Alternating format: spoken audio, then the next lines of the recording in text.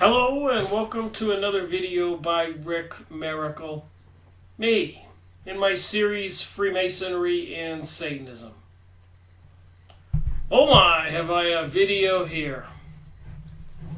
I had ordered some books over the years. The first one I got from Helena Blavatsky, the Theosophist Society, was this one.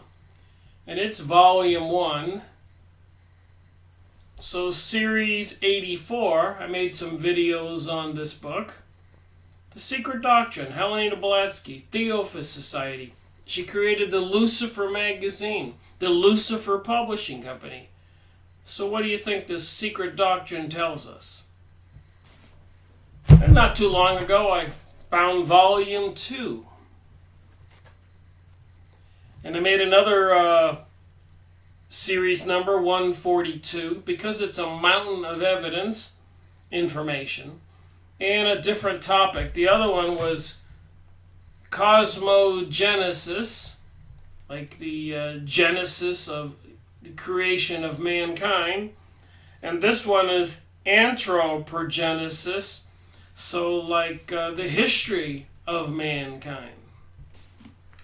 So recently, I heard that there were 3 volumes, so I was looking for the 3rd volume, and I got this book, which was a different publisher.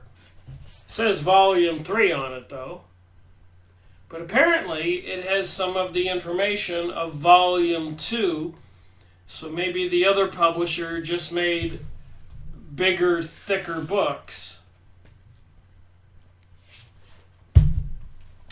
Anyways, I read a chapter here that just is astounding. And the title is, you're not going to believe it, Eden's Serpents and Dragons.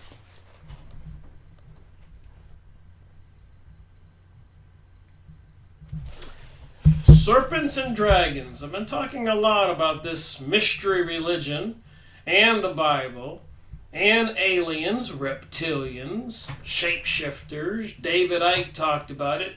And so many of the other book reviews I did on the books I read talked about it. So when I got this in the mail, look at the design on the cover. A serpent eating its tail. A pyramid pointing up, one pointing down, as above, so below. The cross with a circle on top, which means the divine serpent. The T means divine, the circle means serpent, as you can see.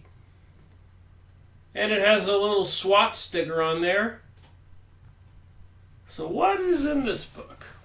So I thought I'd read from this chapter, Eden's, like the Garden of Eden, Serpents and Dragons. So without delay, I'll read on. Whence the idea and the true meaning of the term Eden, the Garden of Eden. Christians will maintain that the Garden of Eden is the holy paradise, the place desecrated by the sin of Adam and Eve. The occultists will deny this dead letter interpretation and show the reverse. So the occultists, is that the same as the Theosophists? And they're going to show that the story is not that Adam and Eve desecrated the Garden of Eden, but the reverse. What do you believe? One need not believe in the Bible and see in it divine revelation. To say that this ancient book, if read esoterically, is based upon the same universal traditions as the other ancient scriptures.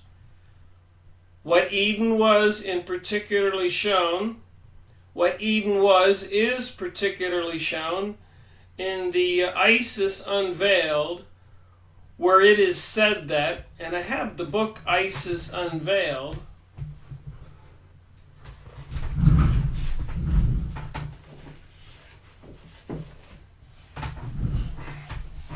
made videos on this book from Helena Blavatsky.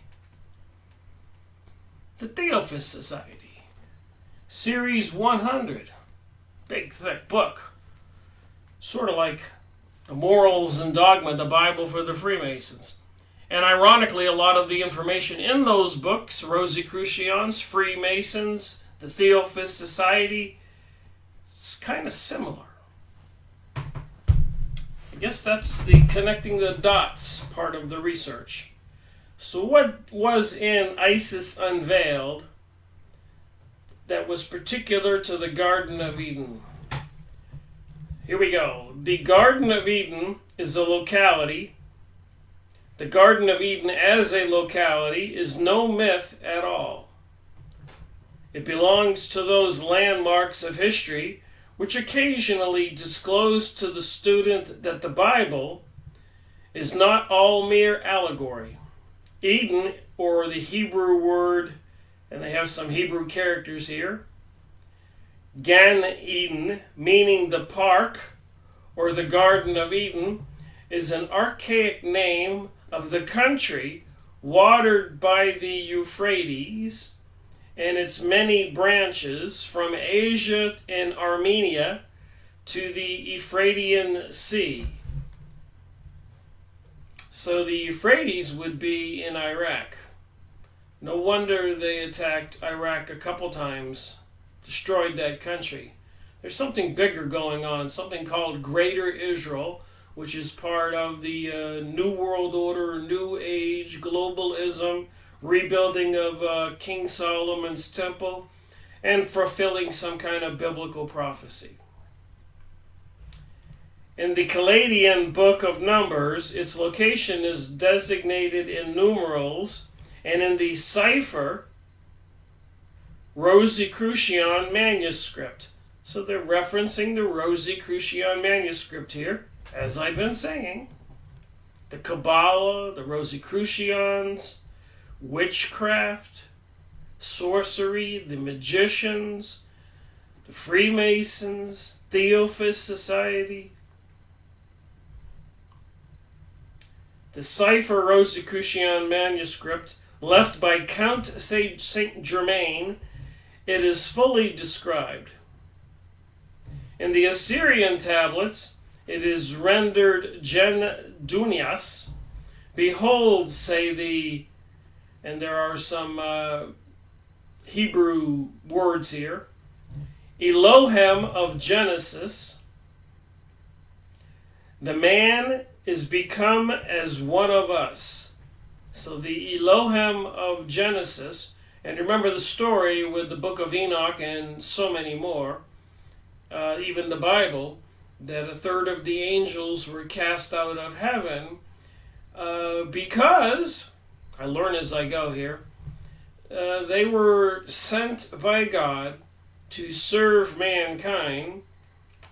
And when they got to planet Earth, they found the women fair and lusted after them and decided to mate with them, and thus were punished. So the offspring, I think, were the Elohim and Elohim. So one was the Elohim or the Elohim, or the Watchers or Archons, fallen angels.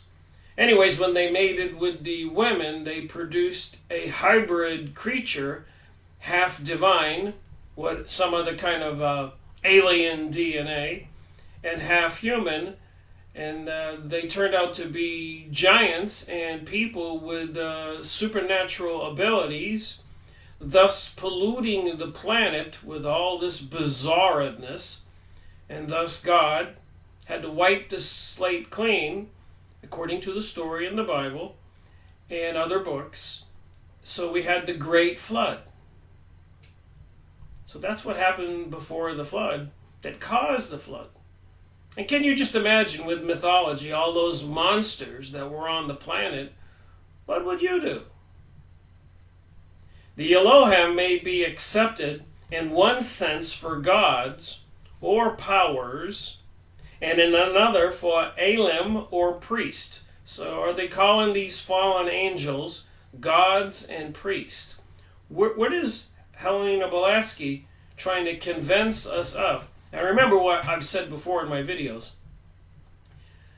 50% of these books behind me, probably in my office, 1,000 books, are trying to convince us of an anti-Christian point of view or deceive us on other matters. The other 50% of the books in my library here are trying to warn us and tell us the truth. This particular book I'm reading here, obviously from the publisher of Lucifer magazine, is trying to promote a new philosophy, or an old philosophy, you want to look at it that way, of a Luciferian doctrine, and other names: Thoth, Osiris, Isis, the ancient Egyptian religion, Pharaohs, the ancient Kabbalistic of the Jews. So the Hierophants, that would be the initiates, initiated into the good and evil of the world. So that's what they're calling these Elohim, which in my opinion were the fallen angels who mated with humans and were cast out of heaven. For there was a college of priests called the Elim, while the head of their caste, or the chief of the Hierophants, was known as the Java Elim. Instead of becoming a neophyte, like an initiate, and gradually obtaining his esoteric knowledge, secret occult knowledge, witchcraft for short in my language, through a regular initiation, an Adam or man uses his intuitional facilities, and prompted by the serpent, woman and matter, taste of the tree of knowledge.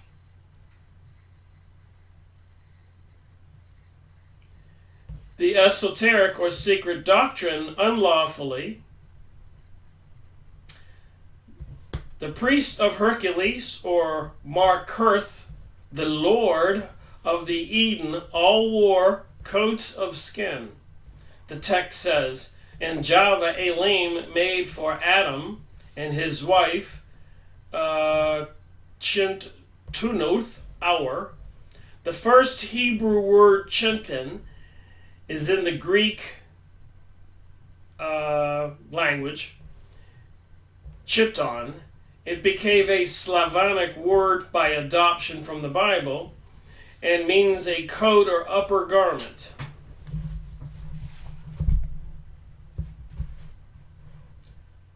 Though containing the same substratum of esoteric truth as does every early cosmogony, some of these words are difficult. Cosmogony.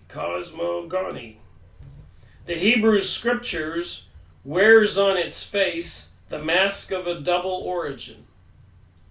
Its genesis is purely reminiscence of the Babylonian captivity. The names of places, men, and even objects can be traced from the original text of the Chaldeans and the Acadians, the progenitors and Aryan instructors of the former. It gets a little clearer as I move on. It is strongly contested that the Akkad tribes of Cladis, Babylonia, Assyria, were in any way cognate with the Brahmas of Hindustan, the Hindus, India.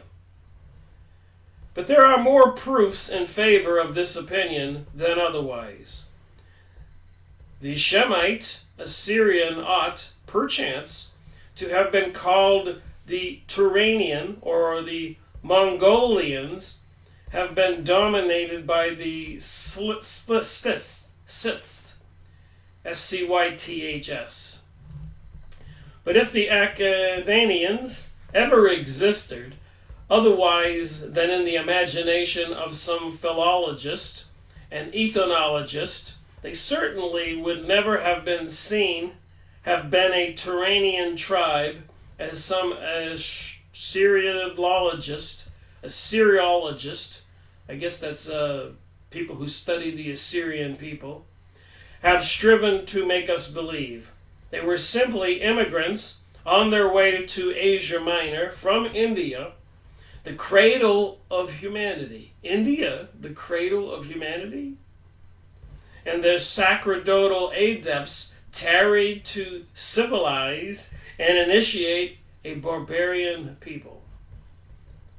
Heavily proved the fallacy of the Turanian mania in regard to the Akkadian people, and other scientists have proved that the Babylonian civilization was neither born nor developed in that country.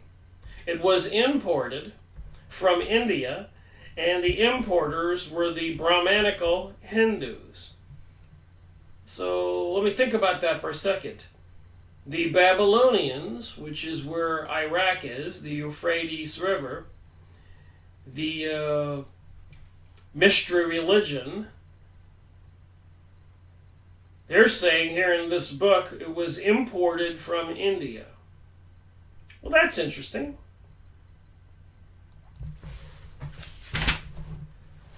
So we're talking about the Garden of Eden. The title of this chapter is Eden's Serpents and Dragons. Gets quite fascinating, but you got to get through some of the boring material to get to the good stuff. And now, 10 years after this was written, we find ourselves collaborated by Professor Sayas, who says in his first Hebrew lecture that the culture of Babylonia, city Eridu, was of foreign importation. It came from India. So if you read the books about Zachariah Stitchens and the other ones I've gone over, if you want to look them up, about the Anunnaki aliens who came to planet Earth from Nibiru, according to those stories, not that I'm trying to say that's a fact, one of their cities was Eridu, as mentioned here. And it seems to me there is some correlation between these fallen angels and the Anunnaki alien and the Nibiru star system, which the star is supposed to be called the Destroyer, Nemesis. So you think it's all allegory, this threat of a pole shift, and Nibiru and the Anunnaki aliens with Anu as the leader, and En and Enki as his two sons, and Enlil. And Enlil had a son, Marduk, who became quite powerful, who plays into these stories. Anyways, back to the book. Much of the theology was borrowed by the Semites from the non-Semitic Akkadians and Proto-Chaldeans, whom they supplanted, whose local cults they had neither the will nor the power to uproot. Indeed, throughout a long course of ages, the two races, the Semites and the Akkadians, lived side by side, their notions and worship of the gods blending insensibly together. Here the Akkadians are called the non-Semitic, as we had insisted they were in Isis Unveiled. I showed you that book. I have to go read more from this Isis Unveiled and make more videos. But of course I got a lot of books I got to relook at. Which is another corroboration. Nor are we less right in always maintaining that the Jewish biblical history was a compilation of historical facts arranged from other people's history in Jewish garb. Did you hear what she just said? That the Jewish biblical history was a compilation of historical facts arranged from other people's history in Jewish garb. Genesis excluded, which is esotericism pure and simple. but it is really from the Eugene or Kashmir and beyond that science has to search for the cradle, or rather one of the chief cradles of mankind and the sons of Ada, especially in after times when the Garden of Eden on the Euphrates became the college of the astrologers and the Magi, the Elim. The astrologers and the Magi's. So the Magi's would be doing magic, which if you're using it for evil purposes, I call it witchcraft. And they're associating them with astrologers from these Euphrates, Iraqian area, someplace they're calling the Garden of Eden. But this college and this Eden belong to the fifth race and are simply a faint reminiscence of the Ada Varsha of the primal third race. What is the etymological meaning of the word Eden? In Greek, it is signifying voluptuousness. Wow. The Greek Eden means voluptuousness. In this aspect, it is no better than the Olympus of the Greeks, Indra's heaven, Sarja, or Mount Meru, or even the paradise full of Horus. Horus, son of Isis and Osiris, the all-seeing eye, is depicted on the US $1 bill, promised by Muhammad to the faithful. Paradise full of Horus. So is that supposed to be a bunch of virgins? The Garden of Eden was never the property of the Jews, for China, which can hardly be suspected of having known anything of the Jews 2000 BC, had such a primitive garden in Central Asia inhabited by the dragons of wisdom. Dragons of wisdom. So are there such a being as shapeshifters, as David Icke and many others would have us believe, that these people do these rituals, killing children, viciously eating them, and here they're calling these beings dragons of wisdom, and in the Illuminati, where apparently the leader is a shape-shifting reptilian with the rituals, as depicted by people who have escaped from those organizations and told all on YouTube videos and books and websites, as inhabited by the dragons of wisdom, the initiates. And we all know in China they have those many rituals, celebrations, and statues and designs of dragons.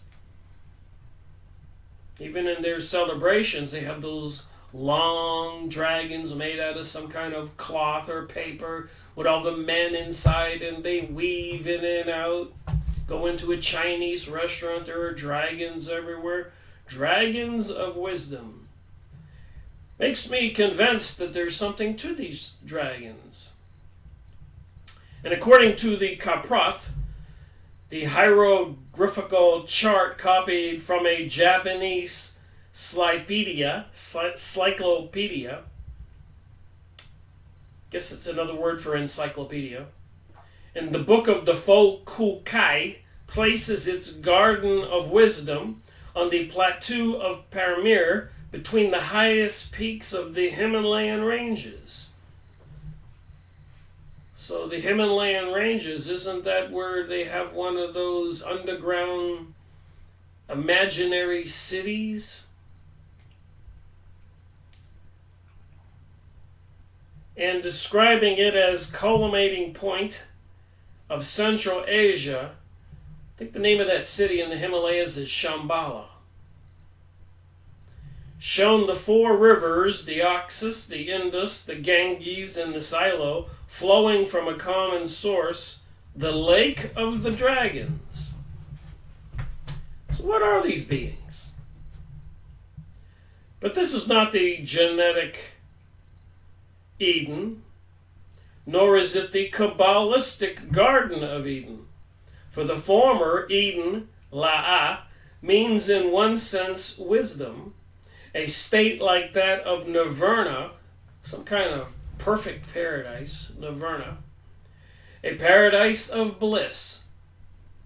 While in another sense it refers to intellectual man himself, the container of the Eden in which grows the tree of knowledge, of good and evil, man being the knower thereof.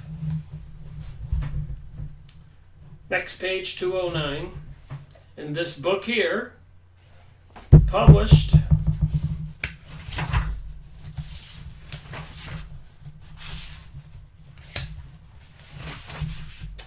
(1938). I believe the original one was published in 1888.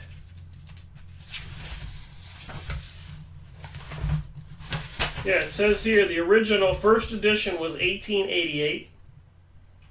Volume 2 was 1897, so this one might have been 1897, Volume 3. And the second edition was 88, third edition 93, reprinted in 1902, 1905, 1908, 1911, 1913, 1918, 1921, and 1928. And this edition, 1938.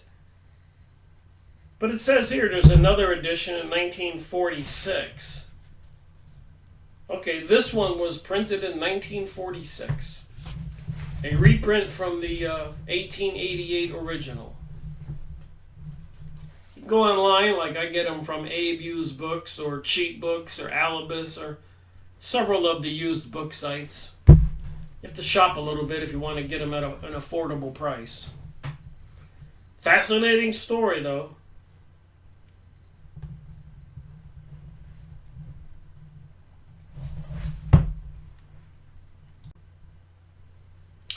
So as I was reading, I was getting the feeling that Helena Blavatsky was trying to convince us of something different than what most people believe. Page 209. Renan and Bartholomew, Saint Hilaire, basing themselves on the most solid inductions, think it impossible to doubt any longer, and both place the cradle of humanity in the region of Tiamat. And I went and looked up Tiamat, and it means dragon.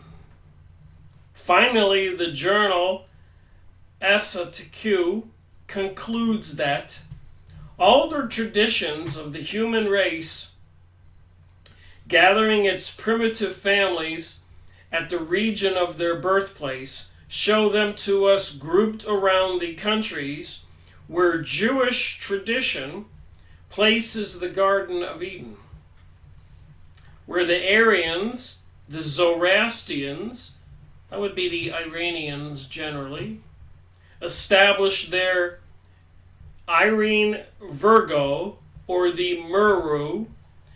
They are hemmed in to the north by the countries which join Lake Ariel, and to the south by Balistan, or Little Tibet. Everything occurs in proving that there was an abode of that primitive humanity to which we have to be traced. That primitive humanity was in its fifth race when the four-mouthed dragon, the lake, of which very few traces are now left, was the abode of the sons of wisdom, the first mind-born sons of the third race. Yet it was neither the only one the primitive cradle of humanity, though it was a copy of the cradle, verily, of the first thinking divine man. It was the paradisia, the highland of the first Sanskrit-speaking people, the Hedon, the country of delight of the Greeks, but it was not the bower of voluptuousness of the Chaldeans, for the latter was but the reminiscence of it. Nor again was it there that the fall of man occurred after the separation. The Eden of the Jews was copied from the Chaldean copy. So we're supposed to be, as they tell us these days, Judeo-Christian people. And here it says the Jews were copying their religion from the Chaldean copy. And I don't think we're Judeo-Christian. Remember, it was the certain Jewish peoples who had Jesus Christ crucified and rejected him. And if you go on the Jerusalem Post, which I've done, and read some press releases and then go read the comments, they hate and despise Jesus. They would like us to believe differently, but go look at the J-Post or many of these books I've gone over. See for yourself. Or just the history, if you have any knowledge at all. The Balfour Agreement, the reason for World War I, World War II, 9/11, all those countries destroyed in the Middle East, and the planned New Age, microchipping humanity, depopulating the planet. Everything is happening at breakneck speed right now. It's like a freight train coming at us. And I'm not the only one saying this. But it's kind of interesting to go into the past here and see where it all comes from. And it seems like it comes from the fallen angels. Believe it or not. And the leader apparently being some kind of Lucifer entity. Some kind of demon, Satan. Back to the book, page 209. That primitive humanity was in its fifth race when the four-mouthed dragon, the lake of which very few traces are now left, was the abode of the sons of wisdom, the first mind-born sons of the third race. Yet it was neither the only nor the primitive cradle of humanity, though it was a copy of the cradle. Verily, the first thinking divine man. It was the paradisia of the highland of the first Sanskrit-speaking people, the Hedon. I know I read this once. The country of delight of the Greeks, and the Jews' Garden of Eden was a copy of the Chaldean copy. That the fall of man into generation occurred during the earliest portion of what science calls the Mesozoic times, or the age of the reptiles, is evidenced by the biblical phraseology concerning the serpent, the nature of which is explained in the Jewish book, the Zohar. I've got to look at that and make a video or two. Continuing on. The question is not whether Eve's incident with the tempting reptile is allegorical or textual, for no one can doubt that it is the former, but to show the antiquity of the symbolism on the very face of it, and that it was not a Jewish but a universal idea. Now we find in the Zohar a very strange assertion, one that is calculated to provoke the reader to merrily laughter by its ludicrous absurdity. It tells us that the serpent, which was used by Shamuel, the supposed Satan, to seduce Eve, was a kind of a flying camel. So it seems like Helena Blavatsky's ridiculing the biblical story.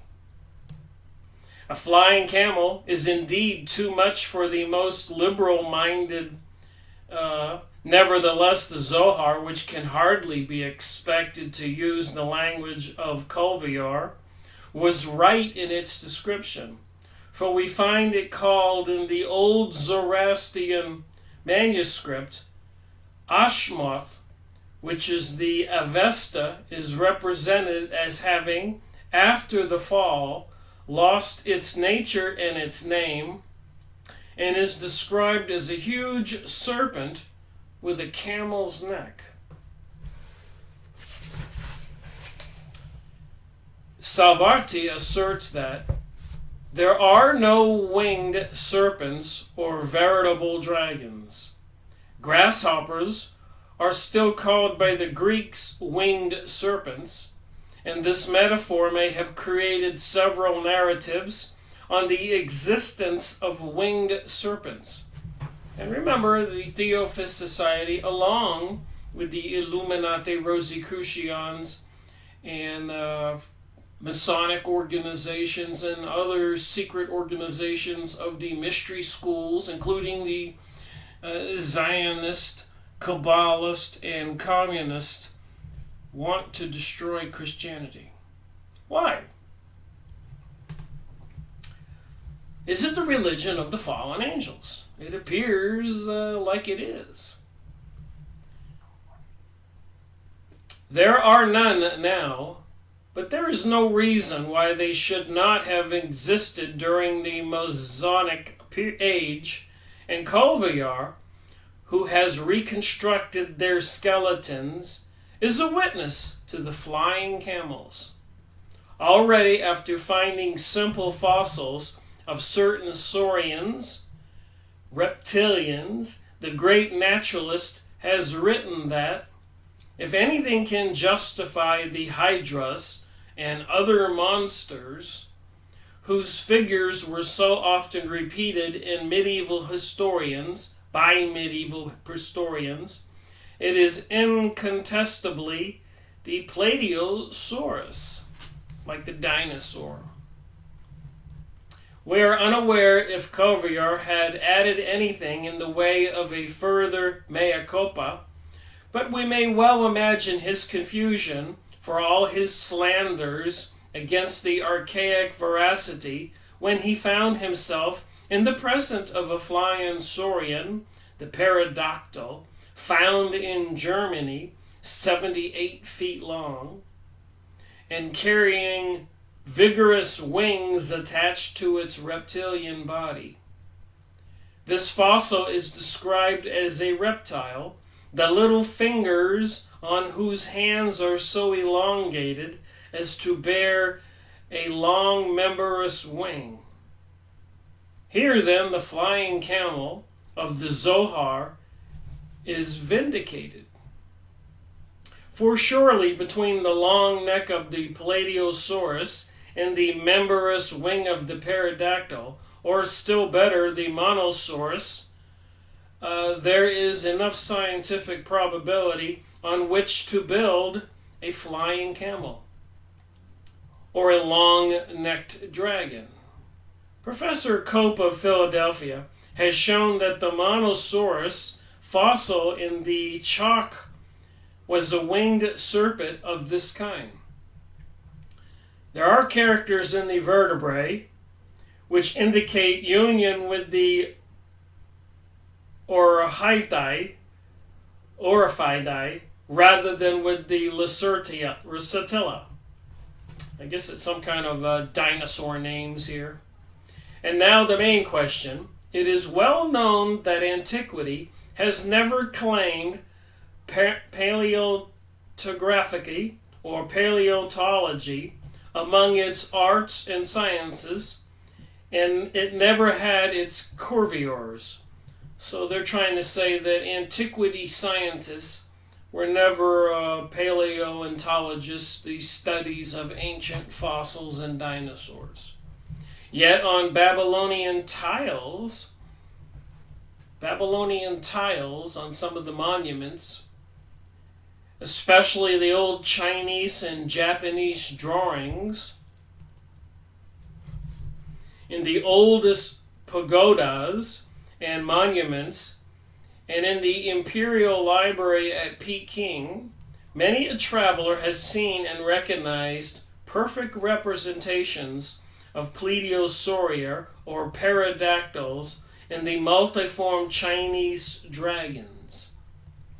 So is she trying to say that when they talk about dragons, they're just talking about ancient type of prehistoric beings like the pterodactyl flying? Moreover, the prophets speak in the Bible of a flying fiery serpent, and Job mentions the Leviathan. So the Leviathan is apparently some demonic being that will rise up out of the sea and destroy all of the Jews' enemies. Some kind of end-time prophecy thing. I've made a video on those books. Here's Series 91 book review I made. Look at the picture. Look at that being eating a human. The Holy Serpent of the Jews, Tex Mars. Then, of course, they created a religion based on the so-called Holocaust during World War II. When prior to World War II, they were calling for, prior to World War II, the Jews were publishing a book called Germany Must Perish, calling for the destruction of every Jewish man, woman, and child from the face of the earth. And one of the reasons they were doing that, they had to try to cover their tracks because of World War I, where the Jews were quite popular in Germany, having fled Russia and thriving and enjoying life, their Garden of Eden in Germany. But they betrayed Germany during World War I with the Balfour Agreement so they could get the Palestinians land to fulfill their long-term goals of recreating their golden age. So what is the truth about the Garden of Eden?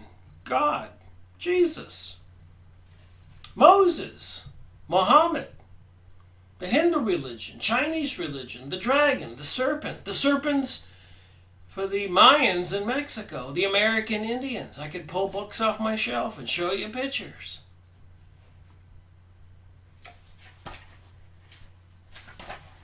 There is certainly something to it.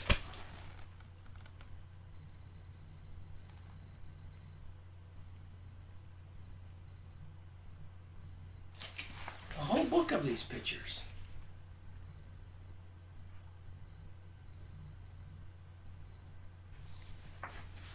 So you take the drug and you can see in the other dimension.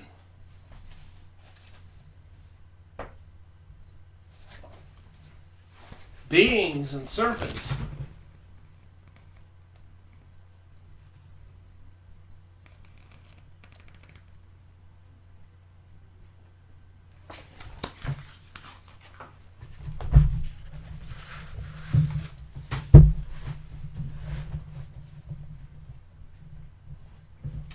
Number 2, another question. And if such eyewitnesses at once admitted, unless retrospective clairvoyance is granted, how can humanity and the first Paleolithic man be no earlier than about the middle of the Teuterian period? So Helena Blavatsky's trying to make a point here, argue a point. We must bear in mind that most of the men of science do not allow men to have appeared before the Quaternary period, and thus shut him out completely from the Cainozoic times. Here we have extinct species of animals which disappeared from the face of the earth millions of years ago, described by and known to nations whose civilization, it is said, could hardly have begun a few thousand years ago. How is this? Evidently, either the Mesozoic times has to be made to overlap the Quaternary period, or man must be made the contemporary of the pterodactyl and the Plateosaurus.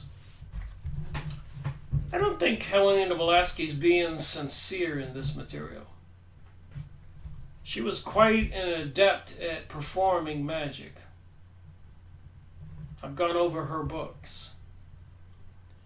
It does not follow that because the occultists believe in and defend ancient wisdom and science, even though winged saurians are called flying camels in the translations of the Zohar, we therefore as readily believe in all the stories which the Middle Ages give us such dragons.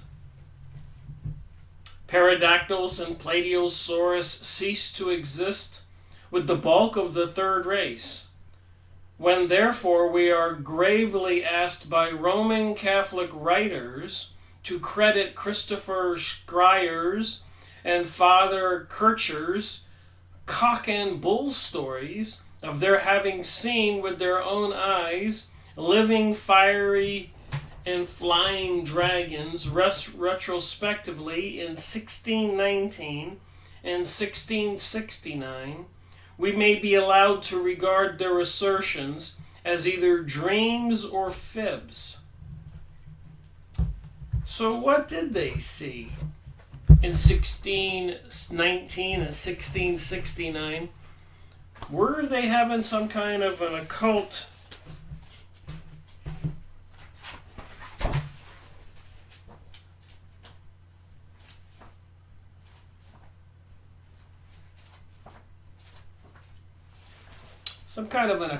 vision? Were they in some kind of ritual performing it? Taking some kind of drug? Are there some kind of beings that exist outside of this dimension? And it seems like that is the case. But what is it? And again, I think we people need to wake up and pay attention to this stuff. It might be important. Nor shall we regard otherwise as the poetic license. The story told by Petrarch, who, while following one day his Laura in the woods and passing near a cave, is credited with having found a dragon, whom he forthwith stabbed with his dagger and killed, thus preventing the monster from devouring the lady of his heart. We would willingly believe the story had the patriots lived in the days of Atlantis, when such antediluvian monsters may still have existed. We deny their existence in our present era. So remember, Helena Blavatsky wrote this material in 1888. The sea serpent is one thing, the dragon quite another. The former is denied by the majority because it lives in the very depths of the ocean, is very scarce, and rises to the surface only when compelled, perhaps by hunger. Thus keeping invisible, it may exist and still be denied. But if there was such a thing as a dragon of the above description, how could it have ever escaped detection? It is a creature contemporary with the earliest fifth race and exists no more. And I'm reminded of a story that I was or heard on a video or read. I've mentioned it in previous videos. But apparently these hikers were two families were hiking, and they came to this ledge, and they were looking down into the valley, and they noticed a bunch of people in a circle, apparently having some kind of religious ritual, chanting or dancing or whatever. And in the middle of it, out of thin air, appeared a dragon serpent type of being who looked up on the ledge and saw these people, and they saw that he saw them, and they started running, and poof, in the path they were running to, this being reappeared in front of them, observed them, and then left them alone. So can these people practicing magic or these kinds of rituals bring these beings into our realm? And even Stephen Greer with the Serious Disclosure Project, you can go look that up on the internet, organizes groups. I get the emails, I've gotten some, invitations if you want to pay to go to some beach or some park and do incantations and evocations, saying mantras to bring forth some beings. Even in the series I made on Rabbi Marvin Antelman's book, the rabbi for the Jewish American Congress of the United States, pretty high up Jewish leader, he said in Hitler's diary they were performing a ritual to bring forth some type of being to impregnate a girl on the altar, on another altar. They had kidnapped a young gypsy man in Munich, Germany. It was in Hitler's diary. But apparently the being appeared but didn't impregnate the girl at an adjoining altar, part of their cult religion. There's just too much material out there to deny that there's not something out there. And the biblical story is, of course, the fallen angels, watchers, and I think the occultist people call them masters, and then they're called archons and reptilians, and even Aleister Crowley, series 23 of my series, his beings that he was communicating with, Ios and Lamb, look like gray aliens. So what are we to think? The reader may inquire why we speak of dragons at all. We answer firstly because the knowledge of such animals is a proof of the enormous antiquity of the human race. And secondly, to show the difference between the real zoological meaning of the word dragon, naga, and the serpent, and the metaphorical meaning when used symbolically. The profane reader, who knows nothing of the mystery language, is likely, whenever he finds one of these words mentioned, to accept it literally. So I know these people into these mystery school religions, and apparently even Helena Blavatsky here of the Theosophist Society calls all we people who don't understand their secrets profane. Hence the quid pro quo status and unjust accusations. A couple of instances will suffice. Aye, but what was the nature of the serpent? Mystics, people into magic, witchcraft, intuitively see the serpent of Genesis as an animal emblem and a high spiritual essence, a cosmic force, a super intelligence, a great fallen light, a spirit, sidereal, aerial, to terrestrial, at the same time, whose influence circumvents the globe.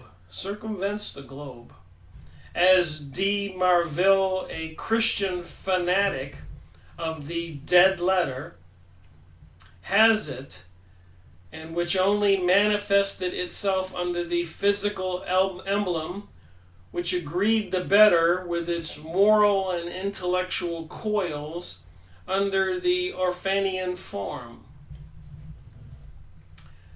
But what will Christians make of the brazen serpent, the divine healer, if the serpent is to be regarded as the emblem of cunning and evil?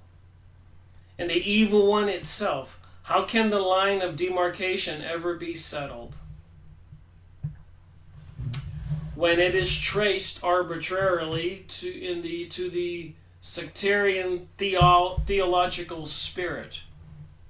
For if the followers of the Roman Church are taught that Mercury and Eculepus and Alcibiades, who are in truth one, are devils or the son of devils, and the wand and the serpent of the latter, the devil's wand. How about the brazen serpent of Moses? Every scholar knows that both the heathen wand and the Jewish serpent are one and the same, namely the caduceus of Mercury, the son of Apollo Python. So I did look up this wand and brazen serpent.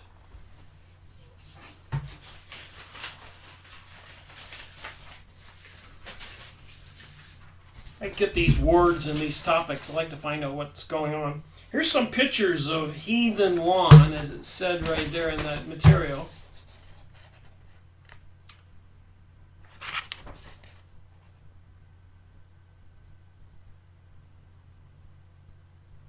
You can go look this up on Yahoo image site and see all these wands.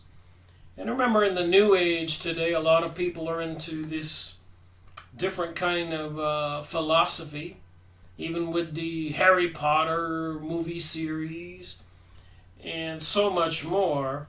Here's a wand with some crystals. Here's another wand. Looks like a serpent.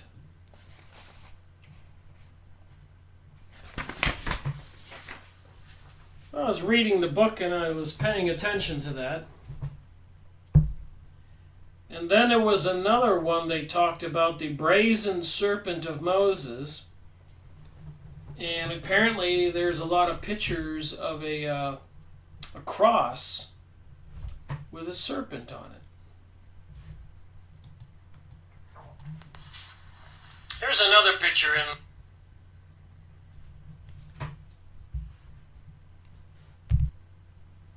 Here are some pictures I went and looked up on the Yahoo image site. A lot of these pictures with Moses and the ancients have these crosses or T's with serpents on them, as you can see here. And these pictures on the Yahoo image site have internet links attached to them. Here the serpents appear to be attacking people. Here Moses is preaching with a serpent on the cross or T, wooden post. So what does all this mean about these divine serpent beings? What should we know that many people probably have no idea about? Amazing material if you go out there and look for it, trying to find out what the heck is going on. So what is Helena Blavatsky trying to tell us with this secret doctrine, talking about Eden's serpents and dragons? So back to the book. So these things, these wands I showed you,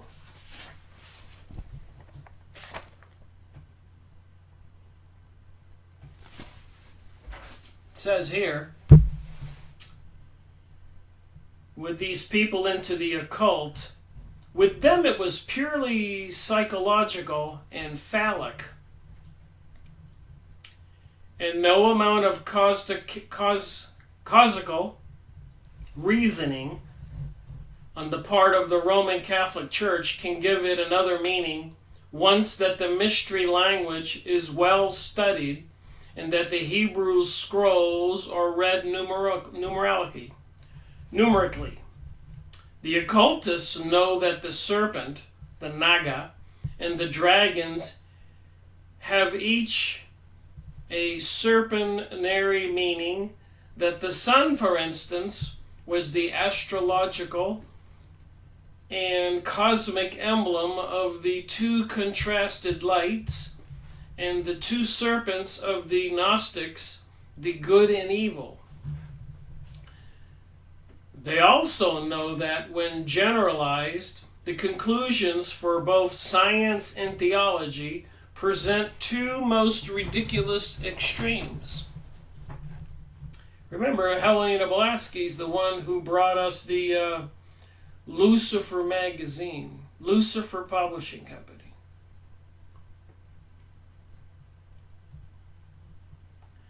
We see the other when theology, repeating the famous decision of the Council at Trent, seeks to convince the masses that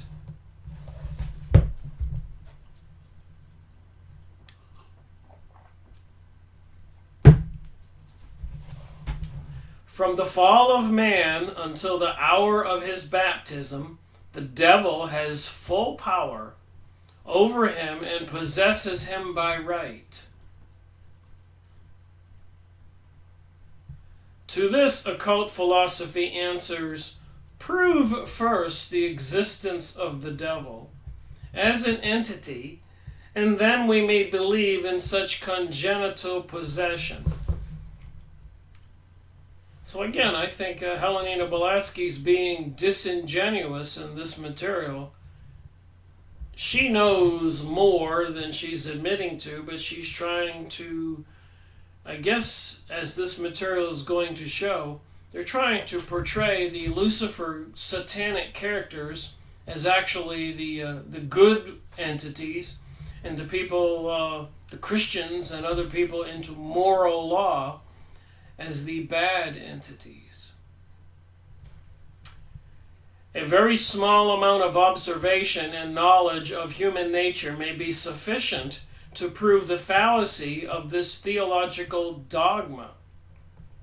Had Satan any reality in the objective or even in the subjective world, in the ecclesiastical sense, it is the poor devil who would find himself chronically obsessed or even possessed by the wicked, hence the bulk of mankind. So the devil, if he was actually real, would be chronically obsessed and even possessed by the wicked, hence the bulk of mankind. I guess she's calling wicked. So the devil has to watch out for wicked mankind. It is humanity itself, and especially the clergy, headed by the haughty, unscrupulous, and intolerant Roman Church, which had begotten, given birth to, and reared in love the evil one. But this is digression, she says. There's a little note on the bottom here. The whole world of thought is reproached by the church with having adored the serpent.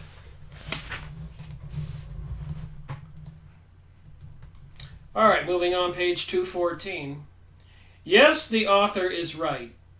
And if one would have a complete idea of the prestige which the serpent enjoys to our own day, he ought to study the matter in India and learn all about that is believed about, and learn all that is believed about, and still attributed to the Nagas, cobras in that country. So apparently they respect or worship the cobras in India. She's trying to use that correlation. One should visit the Africans in Whydah, the Voodoos at Port-au-Prince in Jamaica, the Nagas of Mexico, and the men serpents of China. But why wonder that the serpent is adored and at the same time cursed, since we know that from the beginning it was a symbol?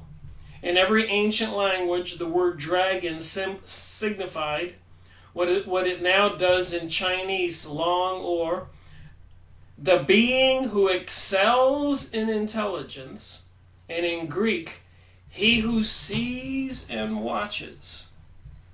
So these people adore the serpent.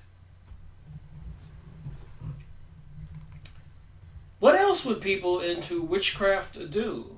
Or into the secret mystery schools with bringing forth beings, but worship their masters, watchers, archons, fallen angels, gods if they want to call them that, serpent beings? Maybe this explains a lot. Why they swear under threat of death to keep their secret teachings and activities. It is to the animal of this name that any of these epithets can apply. It is not evident wherever superstition and oblivion of the primitive meaning may have led savages now, that the above qualifications were intended to apply to the human origins, who were symbolized by serpents and dragons. These originals, called to this day in China the dragons of wisdom, were the first disciples of the Dionysus, who were their instructors. In short, the primitive adepts of the third race, and later the fourth and fifth races. The name became universal, and no sane man before the Christian era would ever have confounded the man and the symbol. So she's trying to justify the serpent.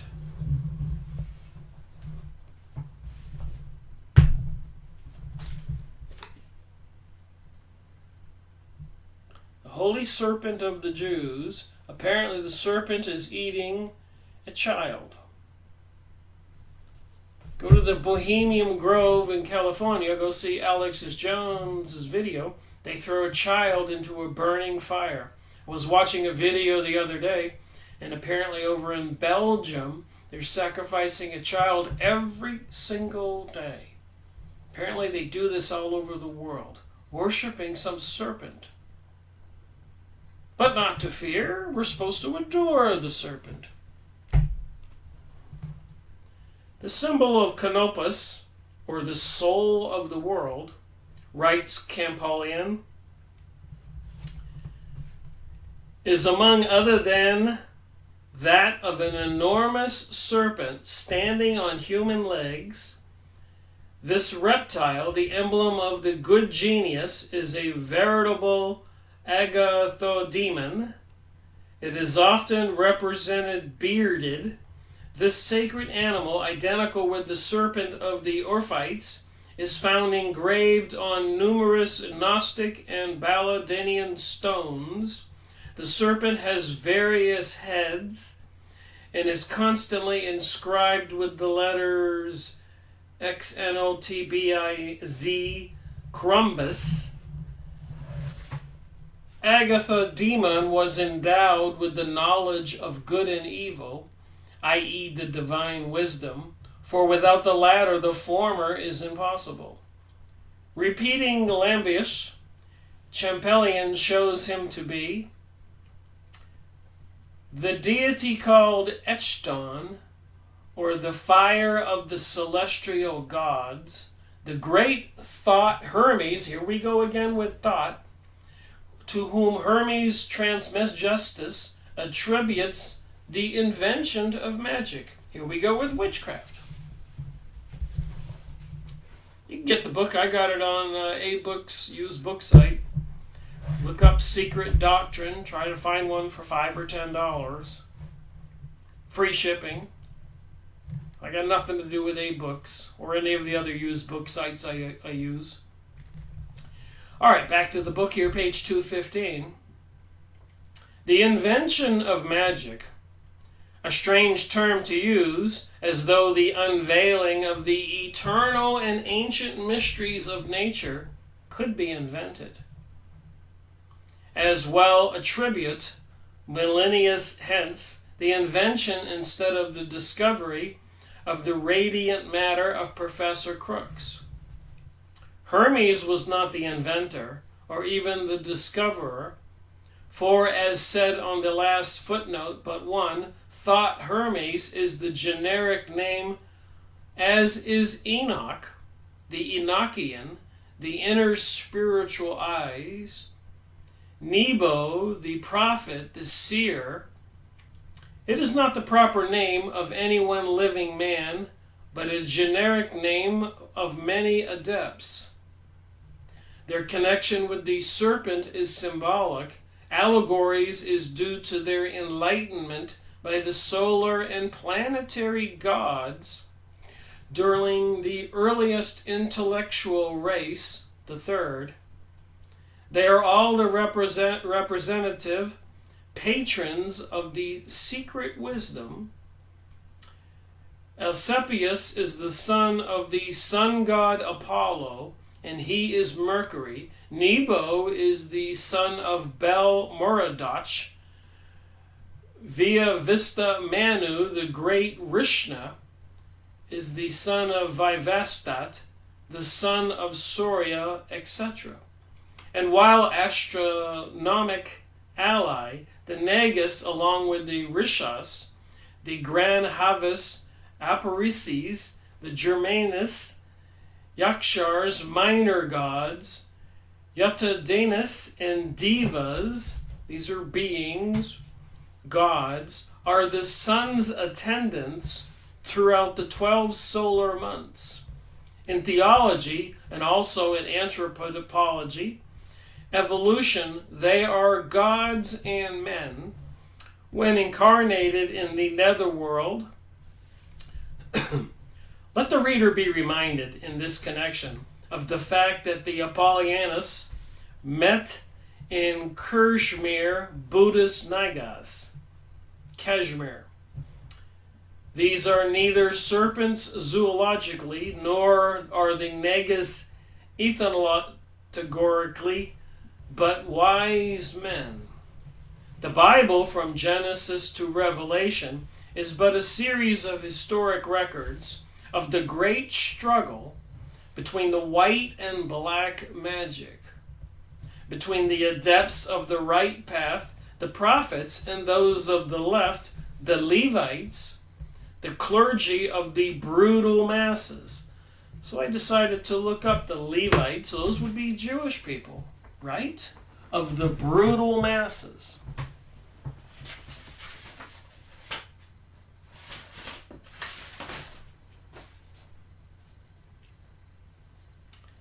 Yahoo image site, look up Levites, and I found these pictures.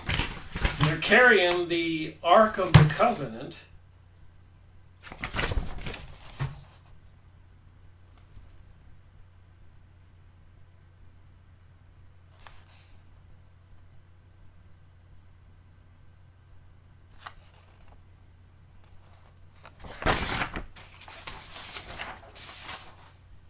And they got scrolls and all these historic things. So what's this got to do with the Jews and the Ark of the Covenant?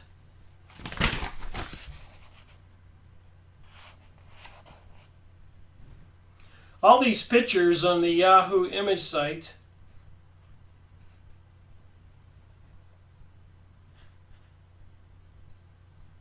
have links to them so you can look up and see what they're saying.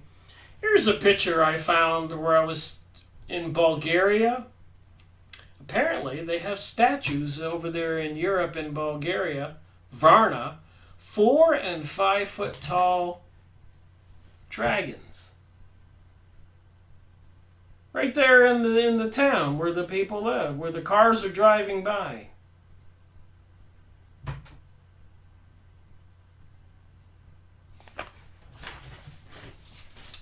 What the heck is going on? What is it that I don't know? That's why I make these videos also for myself and study this material. And I make the videos so I can share it. And I'm just thinking, I'm just reading here, trying to understand what's behind this global new world order that seems to be coming. Why they're weaponizing microwaves, dumping chemicals in the sky, eventually crashing the economic system. According to some prophecy, they're supposed to nuke New York City. I found a couple pictures about that at some St. John pillars, some church in New York City. Take a look at these pictures. Look at these pictures of these church columns, pillars in New York City. You can see the buildings and some kind of waves behind it total destruction, cars upside down here.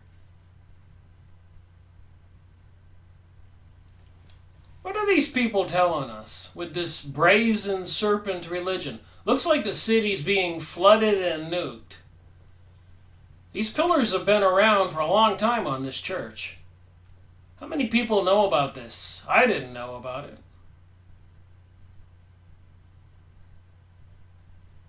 The symbols are everywhere. Look at the skulls on this one. I'm thinking of George Bush's Skull and Bones. My research does take me down some strange paths.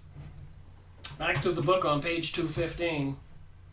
Even the students of occultism, though some of them have a more archaic manuscripts and direct teaching to rely upon, find it difficult to draw a line of demarcation between the solidus of the right path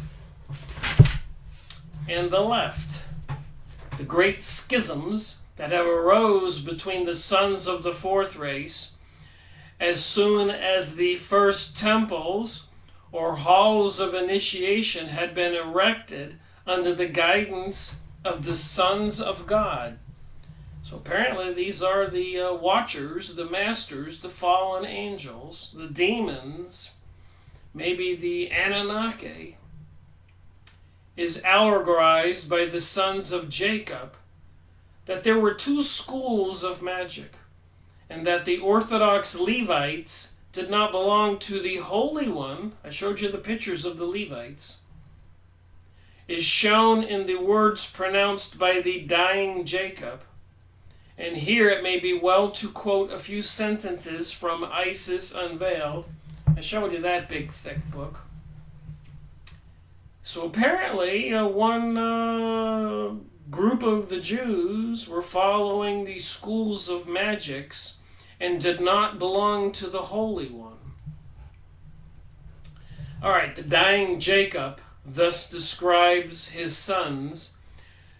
So the dying Jacob, one of the fathers of the Jews.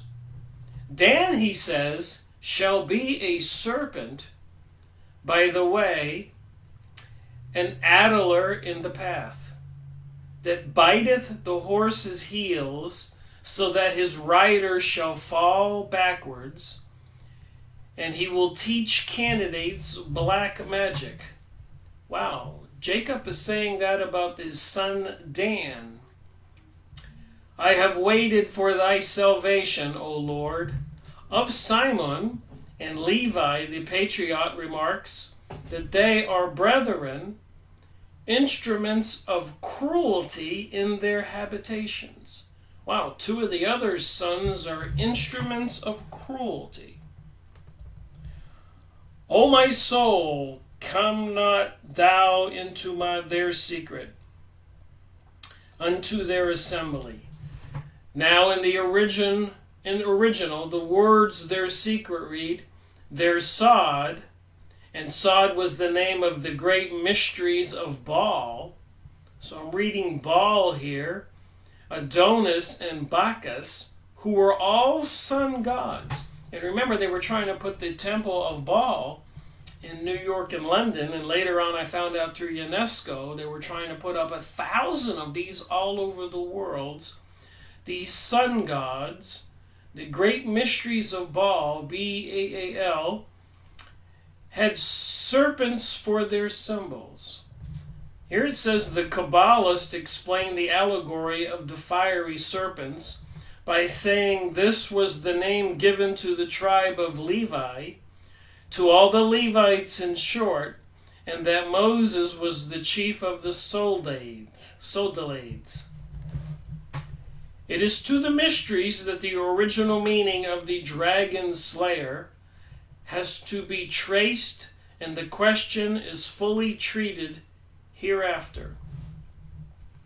Meanwhile, it follows that if Moses was the chief of the mysteries, he was the hierophant thereof, so he was an initiate into the great mystery religion, and he was the chief of the mysteries.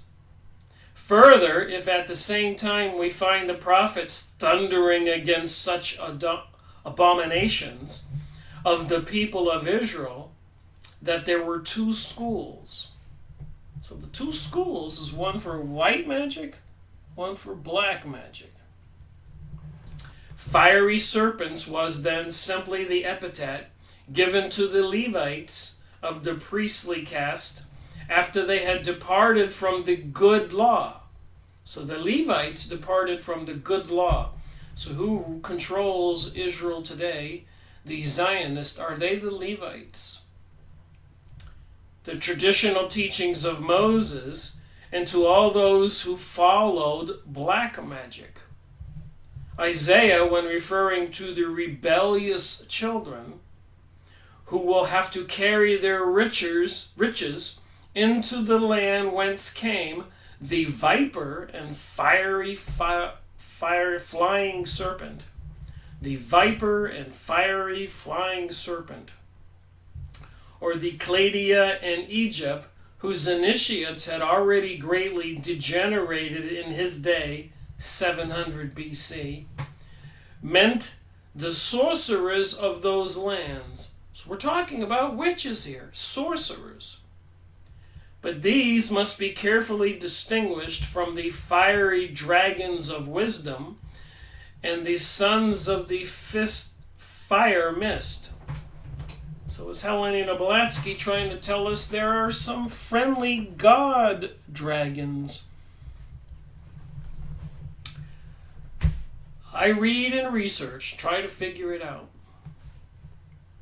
In the great book of the mysteries, we are told, 7 lords created 7 men. These lords, Dinah, Kohas, and Petrus, were holy and good, 4 less heavenly and full of passion. The Chehaias, the phantoms of the fathers, were as they. This accounts for the differences in human nature, which is divided into 7 gradations of good and evil. So she's saying human nature, we humans, there is 7 gradations of good and evil. So I wonder which one I am. Am I the number 1 good, or number 2 good, or number 3 good, or number 4 evil, or more evil, or more evil, or more great evil? 7 gradations of good to evil. There were 7 tabernacles ready to be inhabited by the monads under the 7 different karmic conditions. The commentaries explain on this basis the easy spread of evil as soon as the human forms had become real men. Some ancient philosophers, however, in their generic accounts, ignored the 7 and gave only 4. Thus, the Mexican local Genesis has 4 good men described as the 4 real ancestors of the human race, who were neither begotten by the gods nor born of woman. But these creations was a wonder, but whose creation was a wonder wrought by the creative powers, and who were made only after 3 attempts in manufacturing men had failed. 3 attempts to manufacture men had failed.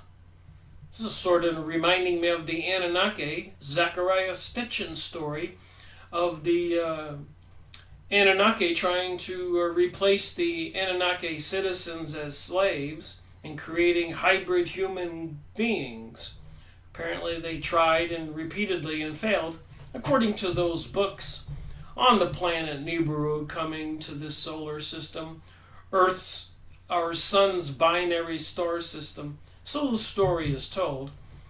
Not one that I am convinced is the true story, but I am trying to figure out what they're propagating as information, what they're telling people, even through the channeled material with all the channelers.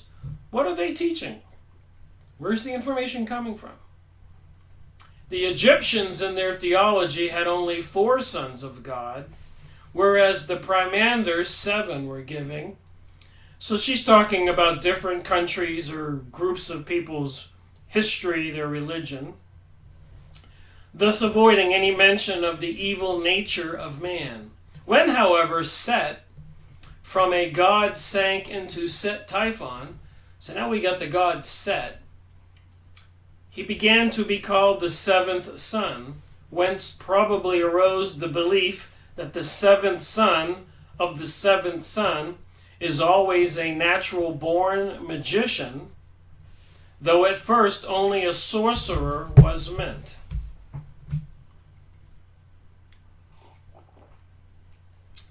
So people don't want to believe in magic.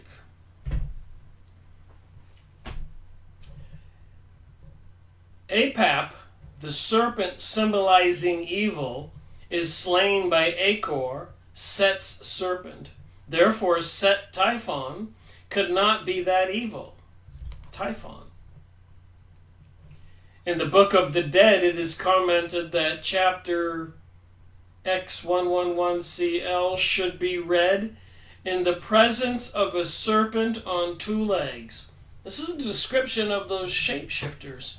Even the Queen of England and the family, people who have escaped from the Illuminati and those groups, have described these peoples as shapeshifting into serpents and viciously tearing apart babies to eat them.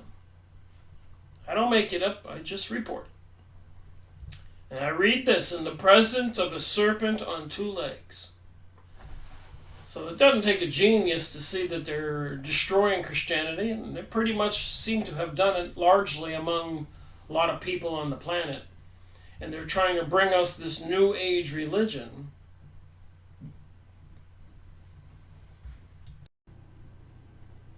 All right, moving along. So in the presence of a serpent on two legs, which means a high initiate, a hierophant.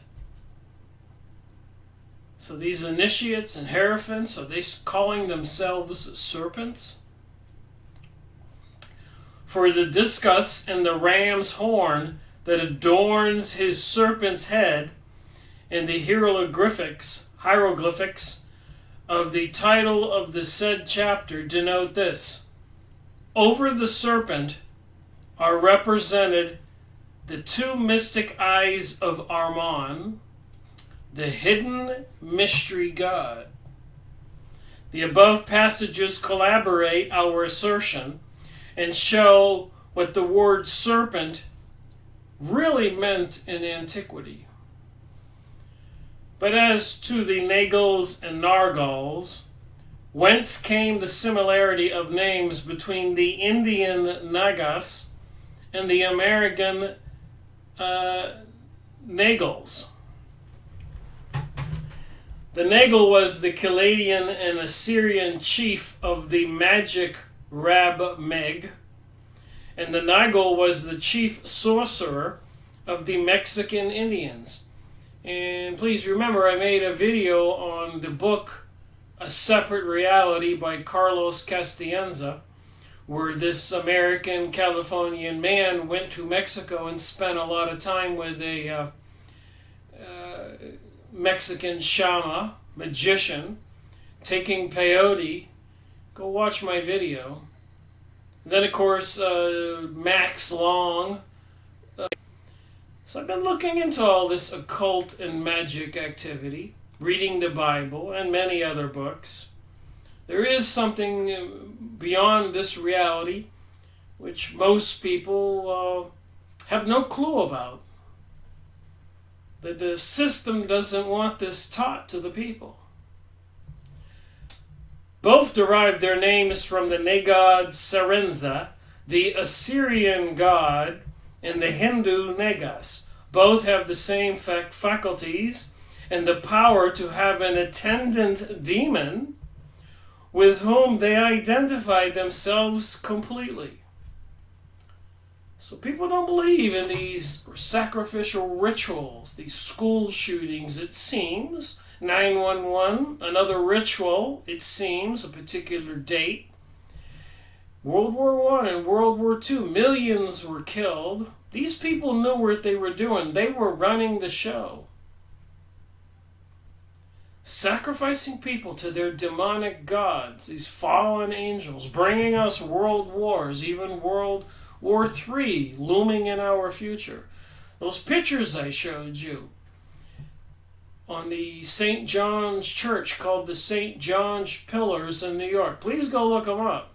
There's much more to that symbolism in those pictures. The Chaldean and Assyrian Nego kept his demon in the shape of some animal considered sacred inside the temple, and the Indian Nego keeps his wherever he can, in the neighboring lake, wood, or in a house in the shape of some household animal. So that would be an idol. They make little statuettes and I guess somehow keep the spiritual entity in it and worship it. And the kahunas of Hawaii would keep the spirits in a bog or a tree and call them forth when the kahuna, the black magician, wanted to kill somebody or is paid to have somebody killed. Such similarity cannot be attributed to coincidence. Page 218. A new world is discovered, and we find that for our forefathers of the fourth race, it was already an old one. The Arjuna, Krishna's companion Shila, so this would be the Indian gods, and remember they put the goddess of destruction Shiva, a big projection on the Empire State Building. Why did they do that? The goddess of Shiva outside of CERN. Why did they have that? And so much more. I was watching another video today on the 2018 Grammys. Apparently Katy Perry was, or Lady Gaga was involved in another clear satanic ritual with gigantic wings on the piano. Go look up the videos on this stuff. There's a lot of people paying attention. Alright, so Krishna's companion and Shila is said to have descended into Patila, the antipodes, and then married Ulupi, a Naga, or Nege rather, the daughter of the king of Nagas, Karavuna. And now it may be hoped the full meaning of the serpent emblem is proven. It is neither that of evil, nor, least of all, that of the devil, but is indeed the eternal son Abraxas. So there is a sun god religion here. I agree with that. The central spiritual son of the Kabbalist. I am not a proponent of the Kabbalist. I think they're into sorcery, witchcraft. Represented in some diagrams in the circle of Tefereth. So I did look up the circle of Tefereth, if I have the picture here.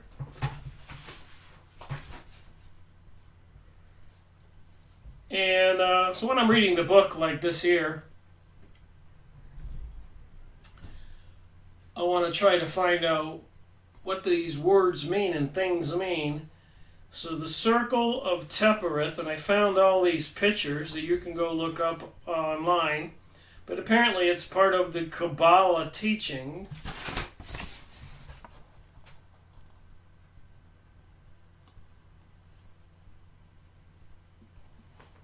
The tree of life in the middle of this video. So admittedly, I have a long ways to go to figure this out. Looks like magic witchcraft symbols, circles with stars in them, ambulance, calling forth the power of beings and demons, maybe?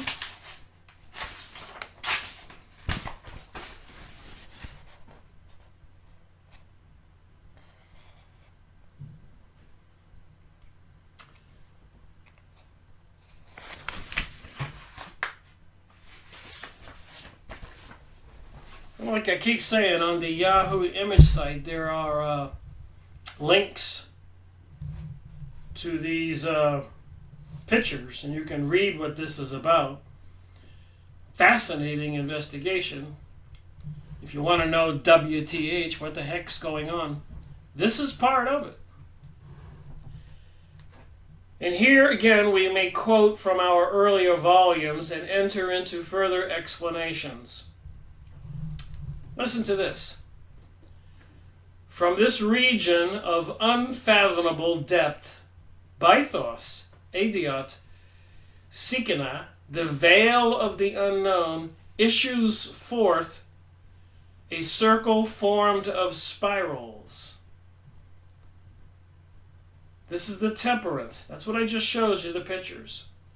Which in the language of symbolism mean a grand cycle composed of smaller ones, coiled within so as to follow the spirals lies the serpent. Emblem of wisdom and eternity, the dual androgyne, so half female, half male, both sexes. And I'm reminded again of the Eurovision, like the American Idol program, where Conchita Wurst won the contest, singing the song Phoenix Rising, which has the words "You Can't Stop Us." And Conchita Wurst, Wurst means a sausage, a male part. Conchita means a female part, sexual part. And the head was like Jesus and the body like a woman in a silky dress. Androgynous. Has a lot to do with transgenderism and the homosexual agenda going on, gay marriage and all that. There's a purpose behind it. It's a religion, a Luciferic religion. The cycle representing Inona and the divine mind, a power which does not create but which must assimilate. And the serpent, the ego demon, the Orpheus, the shadow of the light, non-eternal yet the greatest divine light on our plane. So the serpent is the greatest divine light on our plane, Helena Blavatsky would have us believe. The people who want to destroy Christianity. Of course, I think Jesus Christ was our divine light, teaching us the way. And apparently, if you believe in Jesus, you're going to escape this coming event, which may last 1,000 years. Both were the logi of the Orpheus, or the unity as logos manifesting itself as a double principle of good and evil. So they teach there's no good or evil, it's just stuff you do. It's all an experience. What you feel inclined to do, you should be allowed to do. So they would have us believe. Were it light alone, inactive and absolute, the human mind could not appreciate nor even realize it. Shadow is that which enables light to manifest itself and gives it objective reality. Therefore, shadow is not evil, but is the necessary and indispensable corollary which completes light or good. It is creator on earth. Of course, a lot of these channelers are trying to tell people that you are the creator, you are God, you can manifest. According to the view of the Gnostics, these two principles are immutable light and shadow, good and evil being virtually one and having existed through all eternity, as they will ever continue to exist so long as there are manifested worlds.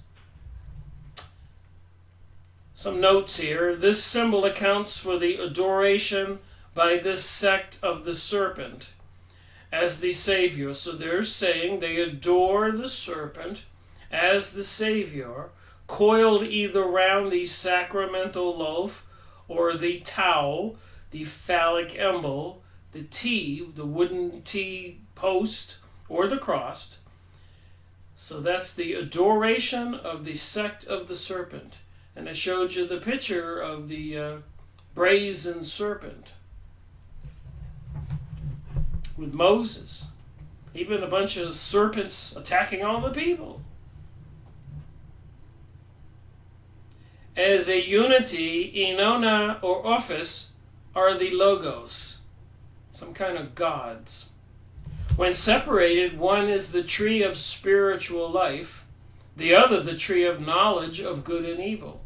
Therefore, we find Orpheus urging the first human couple, the material production of Leda both owning its spiritual principles to the Sophia Enomoth, to eat of the forbidden fruit, although Orpheus represents divine wisdom. So they're saying that the serpent was doing Adam and Eve a favor by getting them to eat of the tree of knowledge. He was trying to teach them, and it was actually God in disguise, they would have us believe. The serpent, the tree of knowledge of good and evil, and the tree of life are all symbols transplanted from the soil of India. So they're saying this religious teaching comes from India. The Arasa Maran, the banyan tree so sacred with the Hindus, since Vrishna, during one of his incarnations, reposed under its mighty shade and there taught human philosophy and science, is called the tree of knowledge and the tree of life. Under the protecting foliage of this king of the forest, the gurus taught the pupils their first lessons on immortality and initiated them into the mysteries of life and death. The Java Elim of the Sacerdotal College are said as the Chaldean tradition to have taught the sons of man to become like one of them. To the present day, Fortoch, who lives in his Phol Maya, or the Temple of Buddha, on the top of the Korin Long Sang, the great mountain, produces his greatest religious miracles under a tree called the Chinese Sung Ming Shu, or the tree of knowledge and the tree of life, for ignorance is death, and knowledge alone gives immortality. This marvelous display takes place every 3 years when the immense concourse of Chinese Buddhists assembles in pilgrimage at the holy place. So this book would have people believe. The people who created the Lucifer magazine, Lucifer Publishing Company. The people who want to destroy Christianity. Why? Now it may become comprehensible why the earliest initiates and adepts, or the wise men, who are claimed to have been initiated into the mysteries of nature by the universal mind, represented by the highest angels, were named the serpents of wisdoms and dragons. So God is sending his angels to teach us, and they're known as serpents of wisdom and dragons? I think not. And also how the first physiological complete couples, after being initiated into the mystery of human creation through Orpheus, the manifested logos and the androgynous, people who are both sexes, by eating of the fruit of knowledge, gradually began to be accused by the material spirit of posterity of having committed sin, of having disobeyed the Lord God, and of having been tempted by the serpent. What do you think? So little have the first Christians, who despoiled the Jews of their Bible, understood the first 4 chapters of Genesis and their esoteric meaning, that they have never perceived that not only was no sin intended in the disobedience, but that the serpent was actually the Lord God himself, who as the Orphis, the Logos, or the bearer of divine creative wisdom, taught mankind to become creators in their own turn. They never realized that the cross was an evolution from the tree and the serpent, and thus became the salvation of mankind. By this it would become the very first fundamental symbol of creative cause, applying to geometry, to numbers, to astronomy, to measures, and to the animal reproduction. According to the Kabbalah, and there's a book you ought to trust, the curse of man, the curse on man came with the formation of women. The circle was separated from the diameter line. So according to the Kabbalah, the curse on man came with the formation of women. Oh my, women brought the curse to man, according to the Kabbalah. I don't think so. From the possession of the double principle in one, that is the androgynon condition, being both sexes, the separation of the dual principle was made, presenting two opposites whose destiny it was, forever after, to seek reunion into the original one condition. So they want to seek reunion into the original one condition. They want to bring back the androgynous human. Well, that explains a lot about transgenderism and the whole gay situation. They want everybody to be both sexes. The curse was this, that nature, impelling the search, evaded the desired result by the production of a new being, distinct from that reunion and oneness desired, by which natural longing to recover a lost state was and is forever being cheated. It is by this tantalizing process of a continued curse that nature lives. So I guess having men and women on the planet is a curse to men because of the creation of women, according to what I am reading here.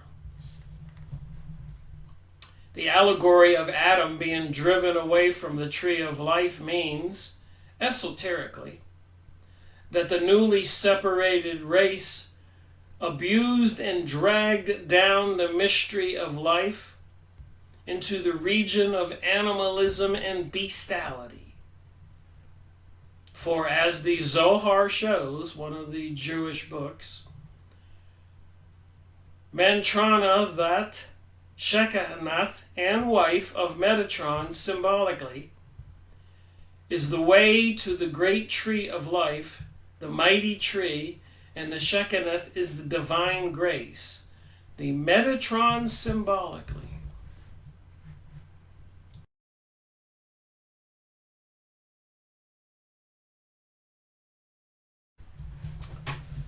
And FYI, I realize this material may be a little bit out there, but I make these videos for regular people like myself who don't know some of this intellectual thinking or religious teaching or esoteric stuff.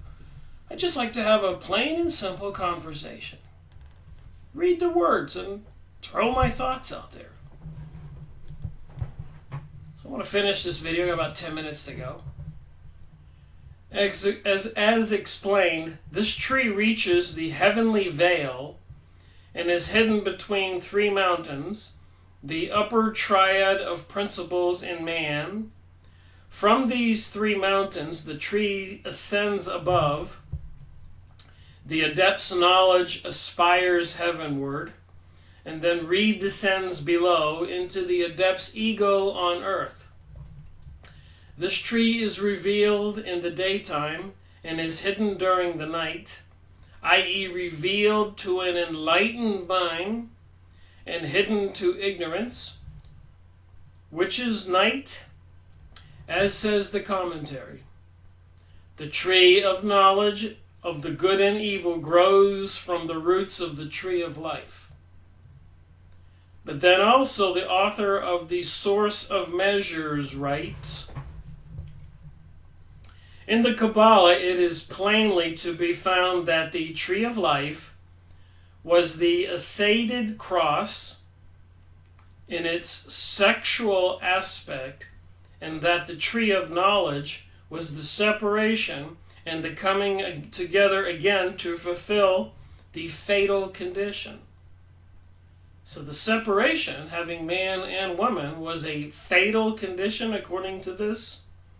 To dispel this in numbers, the values of the letters composing the word A's, tree are 7 and 9, the 7 being the holy feminine number, and 9 the number of the phallic or male energy. And remember, in all of our city squares in front of the Congress building, there in the park is the Washington Monument, a gigantic phallic unit. In front of the Vatican is a gigantic phallic unit. And in every city square around the country and the world are these pointy cement things, stone things called obelisk. It's a phallic symbolism for this religion. The divine man and the fall of man was because of the creation of women, according to what it says here. The 7 being the holy feminine number, and the 9 the number of the phallic or male energy. The ascended cross, or the symbol of the Egyptian female male, Isis Osiris. The Germanial principle of all forms based on the primal manifestation applicable in all directions and in all senses. Man, I could see it could take quite a while to try to understand this stuff in this book, but people probably study this and believe it as a religion, as a teaching. They spend many years being initiated into the mystery schools to become sorcerers or witches, I guess. And these are the people controlling our world, bringing us the New Age, the gay agenda, globalism, the pending, looming nuclear war, if we're going to have one, some kind of huge event to bring about this world order. More shootings and more bombings and more crazy weather. In the news, the press release, it said 2018 was going to be a horrible hurricane season. How do they know that? Back to the book. This is the Kabbalistic view of Western occultists, and it differs from the more philosophical Eastern and Aryan views upon the subject. The separation of the sexes was in the program of nature and of natural evolution, and the creative faculty in male and female was a gift of divine wisdom. In the truth of such traditions, the whole of antiquity, from the patriarchal philosophy to the humblest spiritual inclined plebeian, has believed. And as we proceed, we may successfully show that the relative truth of such legends, if not their absolute exactness, vouched for by such giants and intellect as were Solon, Pythagoras, Plato, and others, begins to dawn more upon than one modern scientist.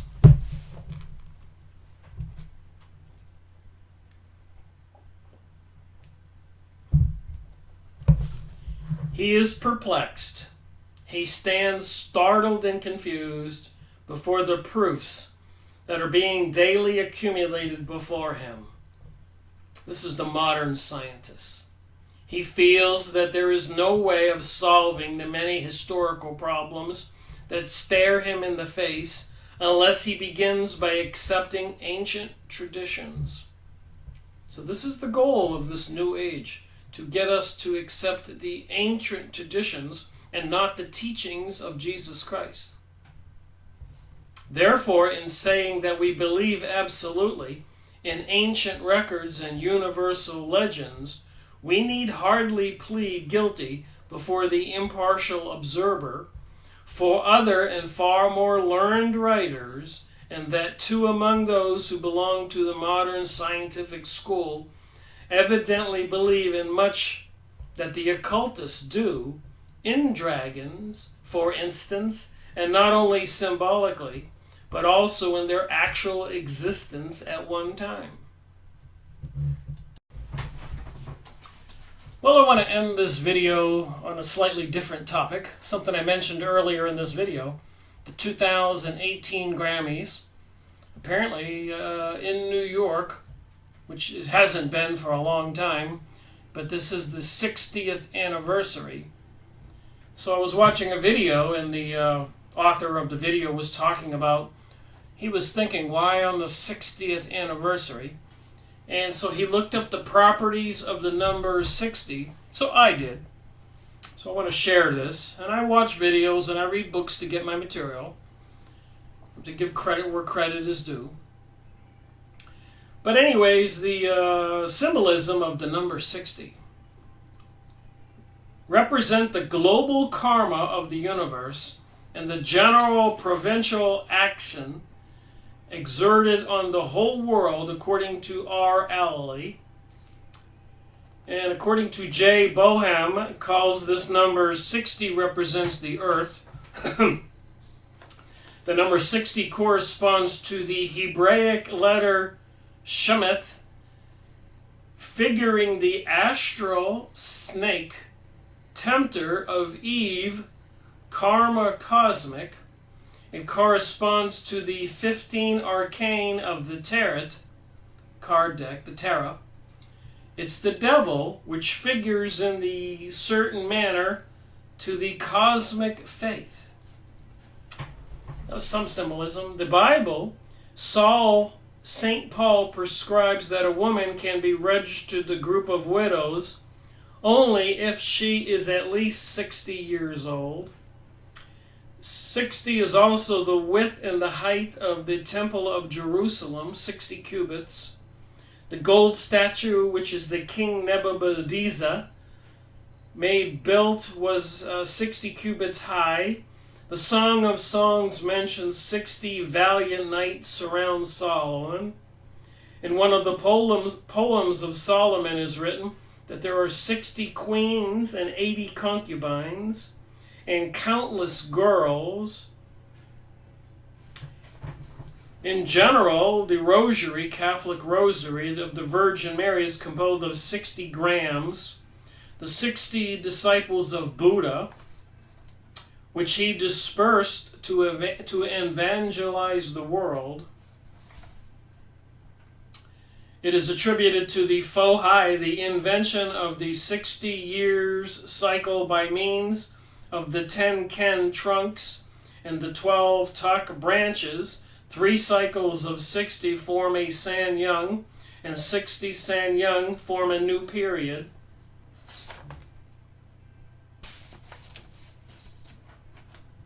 The base 60 mathematical notation system was the universal base of the Mesopotamians. Anu, father of gods, that would be also the father of the Anunnaki, would have used it to structure the world. Sumerians and Babylonians used also the sextogenous system, 60. According to ancient tradition of Dogons, the world had been created by the voice of Amma, exactly as the Bible, which tells that it had been created by the word of Jehovah. The time and space had been created by the bad angel Ogo, by walking 8,000 times 60 steps during 60 periods, that is to say 2,888,000 or 28 million steps. This number is said very abundant, since the sum of its many dividers gives results higher than 60. So there's all these things you can look up if you're so inclined. Pages and pages of the properties of 60.